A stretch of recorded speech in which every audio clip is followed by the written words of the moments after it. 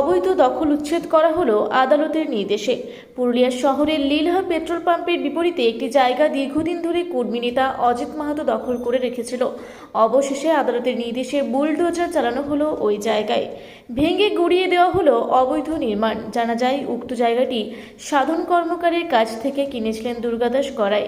তারপরেই ওই জমির দখল নিয়ে শুরু হয় আইনি জটিলতা। অবশেষে আদালত দুর্গাদাস গড়াইয়ের পক্ষে রায় দেন, কিন্তু কর্মী নেতা অজিত মাহাতো বেআইনিভাবে জায়গাটি দীর্ঘদিন ধরে দখল করে রেখেছিল। জমির দখল নিতে দুর্গাদাস গড়াইকে বারবার বাধা দেন, বিভিন্ন রকমের আইনি জটিলতা সৃষ্টি করে, কিন্তু শেষ পর্যন্ত জয় হয় দুর্গাদাস গড়াইয়ের। অবশেষে আদালতের নির্দেশে বিশাল পুলিশ বাহিনী ও আদালতের প্রতিনিধির উপস্থিতিতে বুধবার বুলডোজার দিয়ে ভেঙে গুড়িয়ে দেওয়া কর্মী নেতা অজিত মাহাতোর অবৈধ দখলে থাকা বাড়িগুলি এবং উক্ত জায়গাটি দখল দেওয়া হয় জমির প্রকৃত মালিক দুর্গাদাস গড়াইকে। জমির দখল পাওয়ার পর সাংবাদিকদের মুখোমুখি হয়ে আর্যভট্ট গড়াই জানান, সাধন কর্মকারের সঙ্গে আইনি জটিলতা ছিল, সেই সমস্যা অনেক আগেই মিটে গেছে, কিন্তু কোর্ট রায় দেওয়ার পরও বেআইনিভাবে অজিত মাহাতো জায়গা দখল করে রেখেছিল। অবশেষে নিজেদের জায়গায় পুনরুদ্ধার করতে পেরে খুশি গড়াই পরিবার। আমরা 1992 সালে বীরেন্দ্রমোহন ব্যানার্জির এবং ওনার ভাইয়ের কাছ থেকে আমার বাবা এই জমিটি কেনার পরে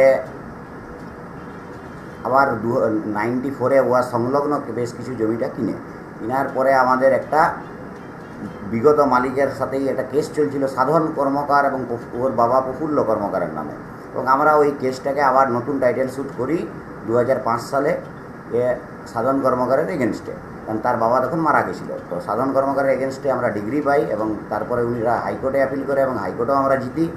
তারপরে হাইকোর্টের ডিভিশনাল বেঞ্চ থেকেও আমরা যখন ডিগ্রি পেলাম তখন হাইকোর্টের ডিভিশনাল বেঞ্চ এই আমাদের জেলা কোর্টকে আদেশ দিল যাতে এটা খালি করে দেওয়া হয়। সেই এক্সিকিউশন অর্ডার 2010 থেকে শুরু হয়েছিল এবং গত 15 দিন আগে একটা অর্ডার বেরিয়েছিল যে সমস্ত যা কনস্ট্রাকশন করা থাকবে, ইলিগাল অবৈধ যা দখলদারি থাকবে সবগুলোকে ডেমোলিশ করে দিয়ে ভেঙে দিয়ে অরিজিনাল মালিকের হাতে তুলে দিতে হবে।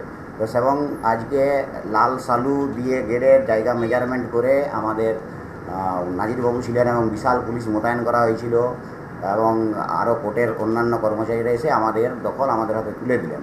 কিন্তু এখানে অজিত মাহাতো নামে একজন দুষ্কৃতী, সে ধরুন বিভিন্ন রকম জমি দখল করে, এর আগেও প্রচুর জমি দখল করেছে, তারা প্রচুর ডিস্টারবেন্স ক্রিয়েট করছিলও এবং আমার নামে একটা মিসকেসও করেছে, মিসলেনিয়াস কেস, যদিও কোর্টে সেটা রিজেক্ট করে দিয়েছে এবং আরও অন্যান্য লোককে দিয়ে মিসকেস করাচ্ছে।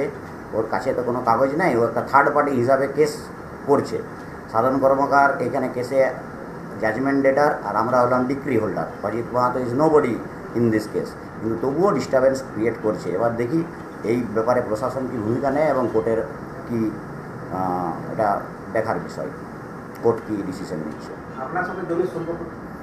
আমার বাবার নামে জমি আছে, আমি ওনার ছেলে, এই সম্পর্ক।